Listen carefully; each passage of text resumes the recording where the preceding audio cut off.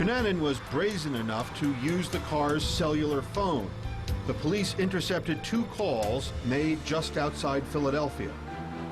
That next morning, the Philadelphia police held a news conference at about 11 o'clock, announcing that Andrew Cunanan had used Lee Miglin's cell phone in the Lexus in the Philadelphia area. Obviously, Cunanan was listening to his radio, heard it, and said, "I've got to get rid of this car." Not long after, Cunanan abandoned the Lexus at a cemetery in southern New Jersey. According to authorities, Cunanan shot and killed William Reese, the caretaker of the cemetery, then drove off in Reese's pickup truck. The death toll had now grown to 4 victims, and with the body count mounting, Andrew Cunanan's infamy reached a new level. The FBI placed him on its 10 most wanted list. And the television program America's Most Wanted spread the word. Look carefully at this picture. It's the most recent photograph of Andrew Cunanan, who police believe is responsible for a 2-week killing spree that's claimed 4 innocent lives. Experts don't believe the killing is over. South Beach, Miami, Florida. It's believed Andrew Cunanan arrived there on May 12th, and to him, it could be the perfect place to hide out. It's one of the hottest sort of strips in America, models, movie stars, a lot of media. And so it's a place where he would have felt comfortable and where he could have easily mingled with people in bars and felt at home. Cunanan checked into the Normandy Plaza Hotel and was, according to the hotel's employees, a quiet, unassuming guest. Even though there was a manhunt on for him, Cunanan lived at the hotel day after day, week after week, as spring turned into summer. But by July 7th, it appears Cunanan was running out of money. He went to this pawn shop and sold a gold coin belonging to Chicago murder victim Lee Miglin. Surprisingly, Cunanan filled out a form, signing his real name and giving a thumbprint. And I said, sign here, put your fingerprint. I give it his copy, I give it the money, and he left. That's it. It took like a 5-6 minutes. The shop's manager, by law, sent a copy of the form to the police, who were required to review it. But due to a backlog of paperwork, it went unnoticed. Cunanan was spotted again on July 11th in this sandwich shop, when one of the cashiers recognized him from watching America's Most Wanted and called 911. When he came in front of me, and when I was watching the show, you know, I pay attention, and it's just boom, right then and there, it just clicked. But Cunanan left before the police showed up, and despite as many as 10 reported sightings in the area, he continued roaming through Florida. And it's believed he spent time monitoring one of Miami's most prominent residents, the man considered responsible for the funky world of South Beach and the trendy, sophisticated lifestyle Andrew Cunanan aspired to. Fashion designer Gianni Versace. I think the investigation will show out that he had reasons to contact Versace, possibly for money, possibly for shelter, possibly to be aided in getting out of the country. On the morning of July 15th, Versace took his usual morning stroll to the News Cafe and bought magazines and coffee. On his return to his villa, just as he put his keys into the front gate, someone walked up from behind and shot him twice in the head.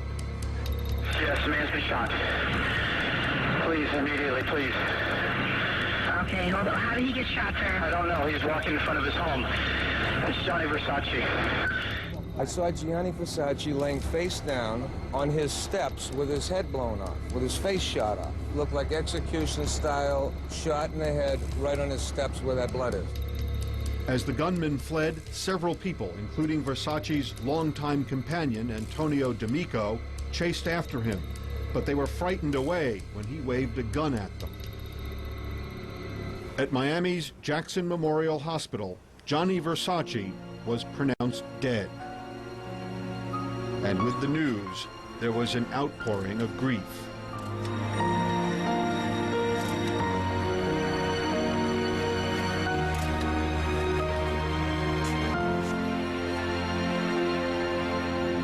Not long after, authorities found the pickup truck, which was then identified as belonging to William Reese, the murdered New Jersey cemetery caretaker. Inside the truck was a wealth of evidence linking Cunanan to the murders. They found clothing, blood-soaked clothing. He also left identification. He left a passport. He left receipts from visits to a movie theater, I believe in New York. He left a trove of evidence.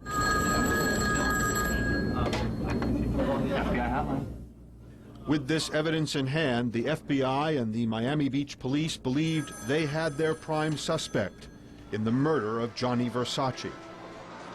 Miami Beach police investigators, in cooperation with agents of the Federal Bureau of Investigation and the Florida Department of Law Enforcement, are currently looking for Andrew Philip Cunanan as a suspect in the murder of Gianni Versace. Cunanan should be considered extremely dangerous and armed at this time. Andrew Cunanan was about to become the most hunted man in America, a man suspected of brutal exploits that would put him in the deranged company of Charles Manson, Jeffrey Dahmer, and Ted Bundy. And when he joined that select group, Andrew Cunanan finally achieved the level of notoriety for which he had been striving his entire life.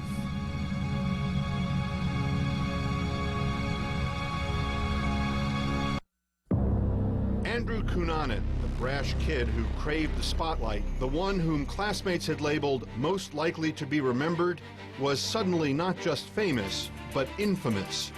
His name and face were plastered on storefronts, on the front pages of newspapers, and on television newscasts around the world. Continúa la masiva búsqueda de Andrew Cunanan. Hundreds of agents in southern Florida searching for the killer of designer Gianni Versace. Hundreds of tips are coming into the FBI. The FBI is reaching out to anyone. Police say Cunanan, who is wanted for a total of 5 murders, could be anywhere. Nobody's safe in this, and that's the point we have to get across. Everybody's at risk. Everybody's got to help us put this guy in jail. You said he got on at the Logan Airport stop? Okay. Soon there were sightings, tips from around Florida and from places as varied as Michigan and New Hampshire and Wisconsin.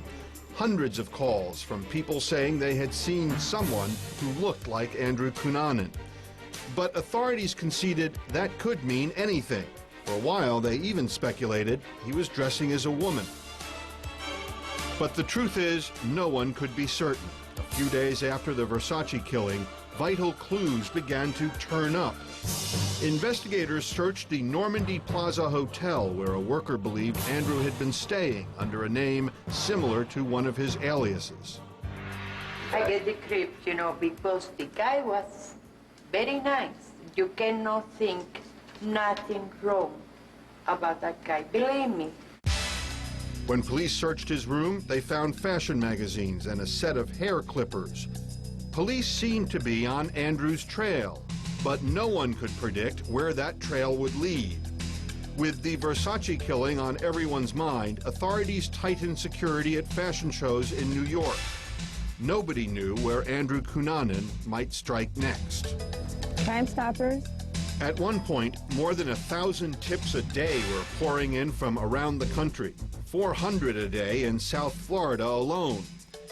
Many came from the area off Collins Avenue in Miami Beach, where yachts and houseboats are docked. Investigators began to step up surveillance in the area. They became more convinced that Andrew Cunanan had not fled Florida. On Wednesday, July 23rd, Fernando Carrera stopped by to check on a large blue houseboat where he worked as a caretaker. The owner was away on business, and Carrera routinely looked in on the houseboat every couple of days. But this day, the caretaker noticed a lock missing from the front door. Before he could investigate further, he heard a gunshot. Carrera ran outside and called 911. Within the hour, streets were sealed off, heavily armed police moved into the area, and a tense standoff began. We don't know exactly what we have on our hands here, but I will tell you for sure this is something big. Local television programs followed the unfolding drama.